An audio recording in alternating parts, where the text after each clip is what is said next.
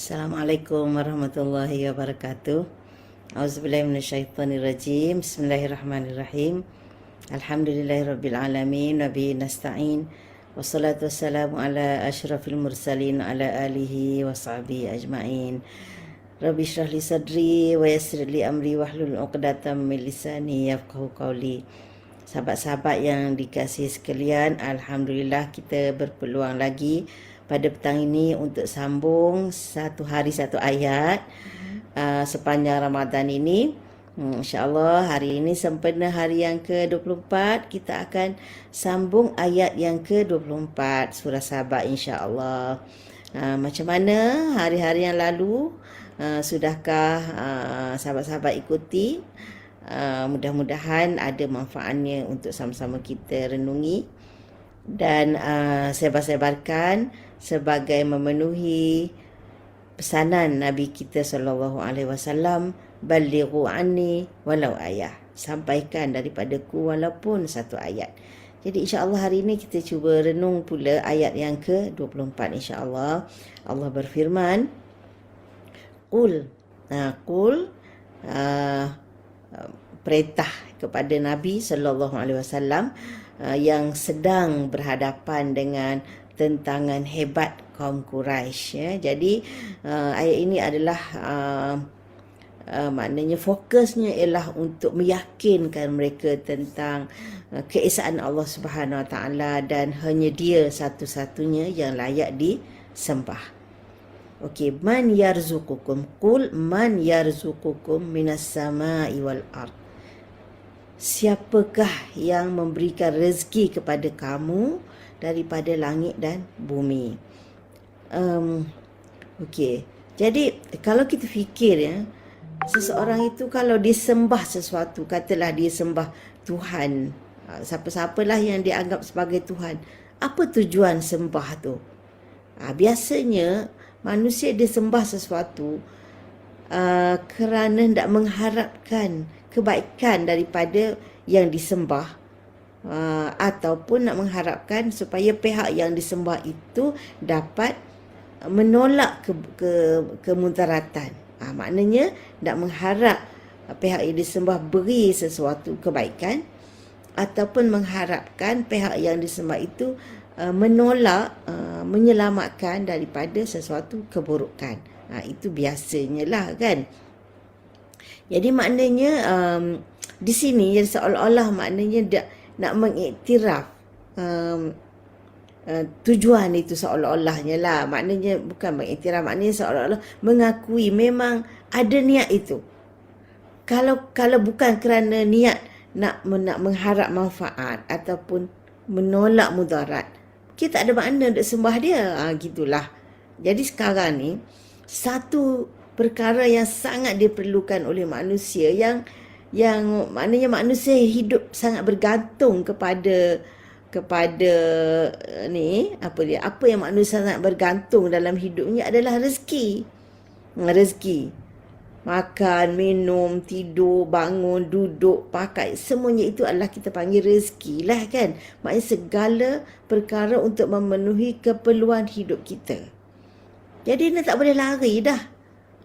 Manusia perlukan rezeki tu. Jadi sekarang Allah Subhanahu Wa Taala perintahkan kepada Nabi SAW supaya melontarkan soalan kepada kaum musyrikin yang masih enggan menyembah Allah, yang masih terikat dengan menyembah berhala-berhala, sembahan-sembahan lain selain daripada Allah itu.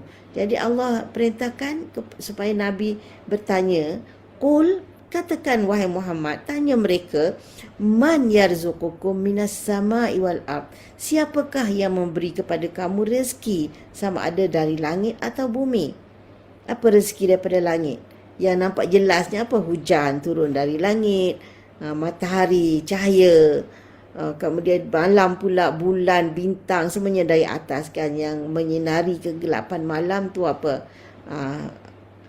Bulan, bintang, cakrawala, kemudian anginnya beredar dari atas kan. Apa lagi? Sebut je lah apa saja yang kita boleh sebut. Siapa yang memberikan semua itu? Wal ard, daripada bumi. Bumi apa?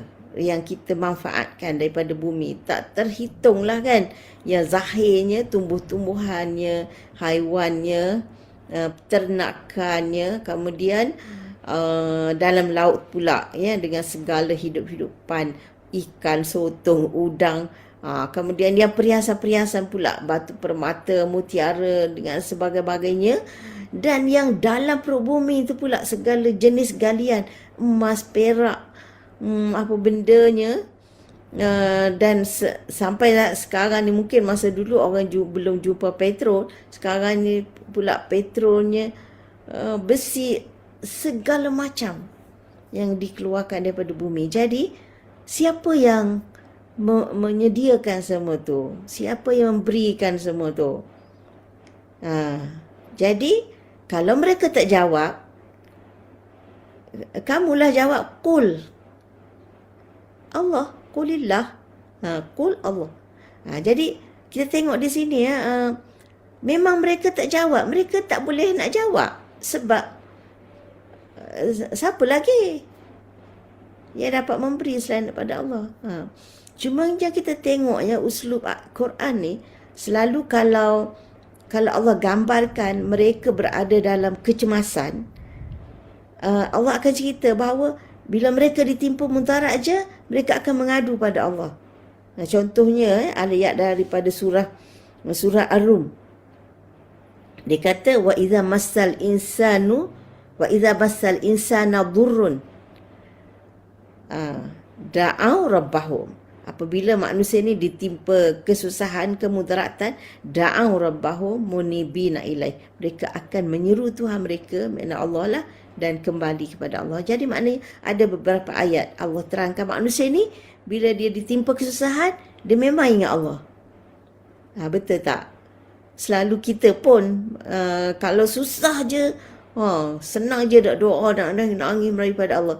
Tapi bila senang tu macam leka sikit. Setuju tak? Jadi ni bab rezeki ni, tengok mereka tak terus mengaku Allah bagi. Jadi seolah-olah apa yang mana lihat-lihat sikit, masih duk rasa aku mampu, aku kuasa, aku cari, aku usaha. Macam tu lah kan. Jadi maknanya kalau bab manfaat ni macam lambat sikit nak mengiktiraf dia datang daripada Allah. Berbanding dengan mudarat, memang terfikir tak ada siapa dah yang boleh hilangkan kemudaratan ini kecuali Allah Azza wa Jalla. Jadi mereka tak boleh jawab. Tak nak jawab. Mereka diam bila Allah tanya siapa yang mencurahkan rezeki kepada kamu, sama ada rezeki itu yang datang dari atas, dari langit, ataupun rezeki yang keluar dari bumi. Jadi bila mereka tak jawab, tolong jawablah. Qulillah. Katakan hanya Allah. Jadi bila dikatakan hanya Allah, mereka tak bantah. Tak adalah. Kan? Betul kan? Memang tak boleh nak nafi dah. Kan? Kita hidup di bumi Allah dan segalanya bergantung kepada Allah kan. Ini yang selalu kita dengar kisah Ibrahim bin Adham dengan seorang pemuda yang bertanya, boleh tak dia nak masuk syurga tapi dia nak maksiat, nak buat maksiat, segala maksiat atas muka bumi ni, tapi dia nak masuk syurga juga macam mana? Itulah Ibrahim jawab, dia kata boleh dengan 5 syarat. Kalau kamu dapat penuhi 5 syarat ni, kamu buatlah apa saja maksiat atas muka bumi ni, kamu boleh masuk syurga. Lelaki ni pun, pemuda ni pun teruja juga nak tahu apa syarat tu. Kok boleh lah dipenuhi, kok kita pun boleh penuhi kot. Kan? Pertama dia kata apa? Dia kata yang pertama sekali, kamu jangan makan rezeki Allah. Jangan makan rezeki Allah. Macam mana?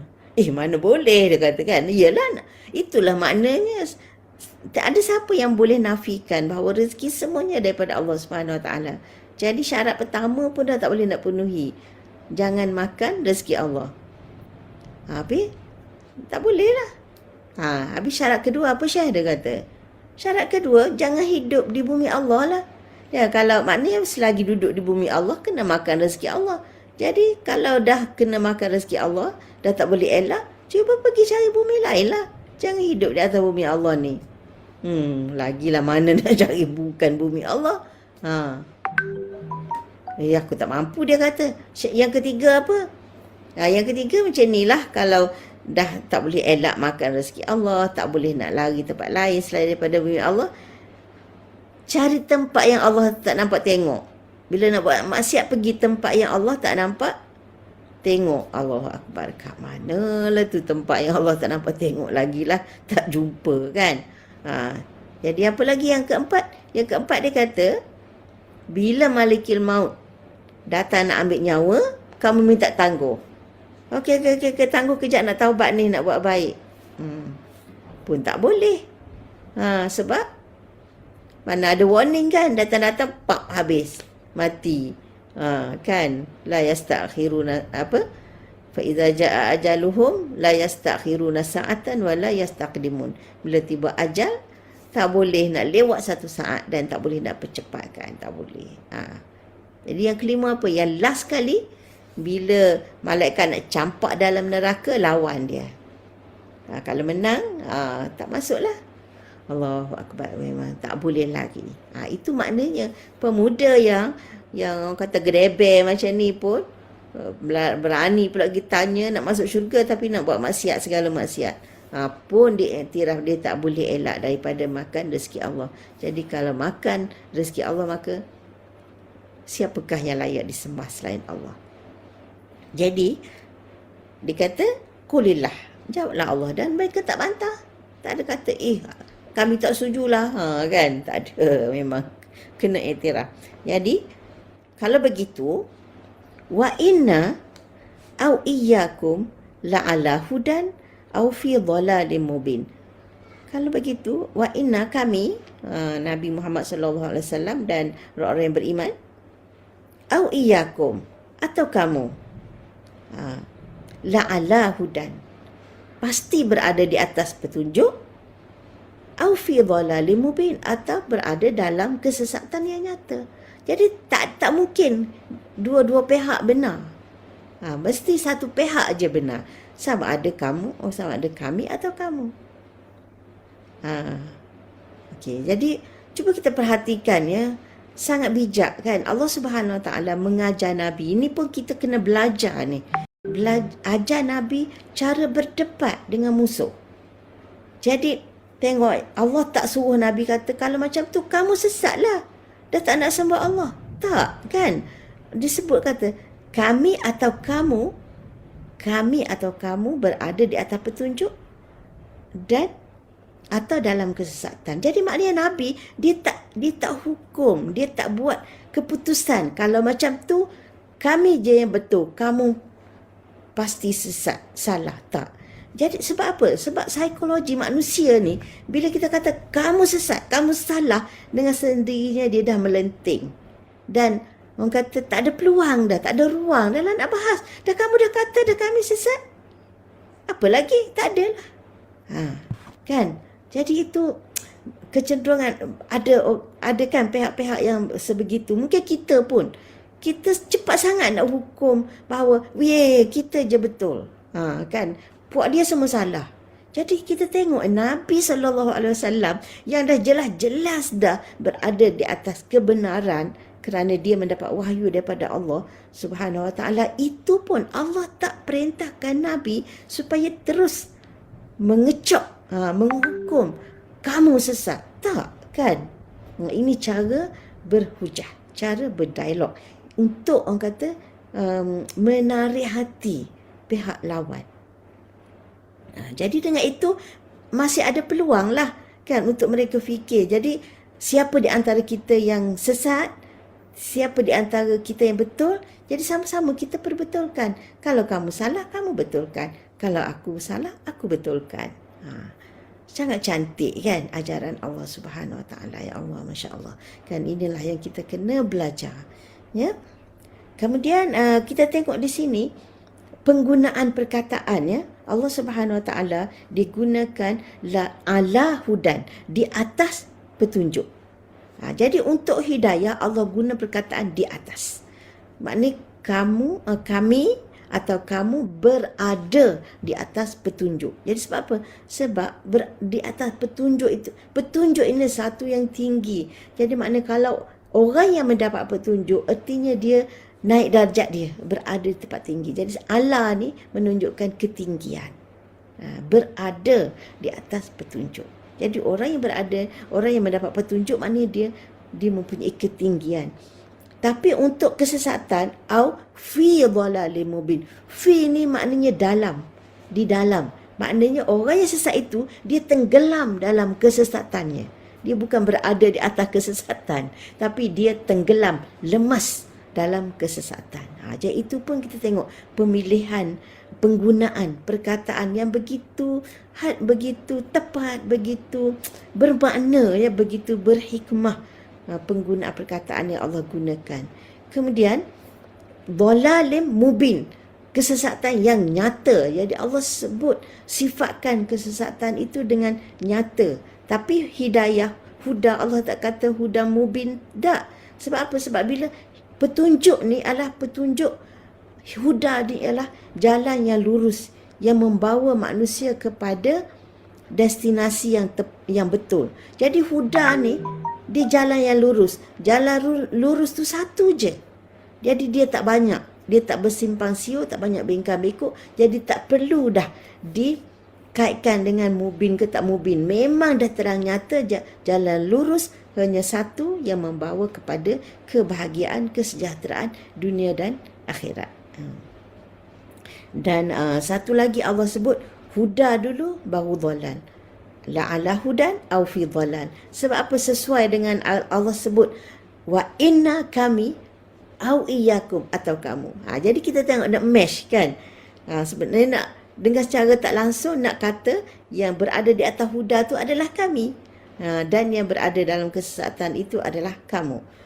Wa inna kami au iyyakum, atau kamu la'ala hudan, berada di atas hidayah, petunjuk, au fi dhalalim mubin, atau berada dalam kesesatan yang nyata. Jadi secara tak langsung dah nampak dah matching tu kan. Sebut inna, lepas tu huda, lepas tu iyyakum dhalal. Jadi maknanya sini, jadi kalau dah kamu sendiri mengiktiraf bahawa tidak ada yang memberi rezeki kepada kamu, dari mana sumber pun, rezeki dari atas, rezeki dari bawah, hanya satu je sumber, iaitu daripada Allah Subhanahu Wa Taala, maka apa lagi yang kamu tunggu? Tinggalkanlah sembahan-sembahan yang tidak dapat memberikan apa-apa manfaat kepada kamu. Datanglah menyembah Allah Subhanahu Wa Taala yang esa, yang mana dialah satu-satunya yang memberi manfaat kepada kamu, memberi segala rezeki yang kamu perlukan. Mudah-mudahan Allah sentiasa membimbing kita untuk menyembah Allah yang esa, tiada sekutu baginya. InsyaAllah untuk hari ini sekian dulu. Kita jumpa lagi esok mudah-mudahan. Wassalamualaikum warahmatullahi wabarakatuh.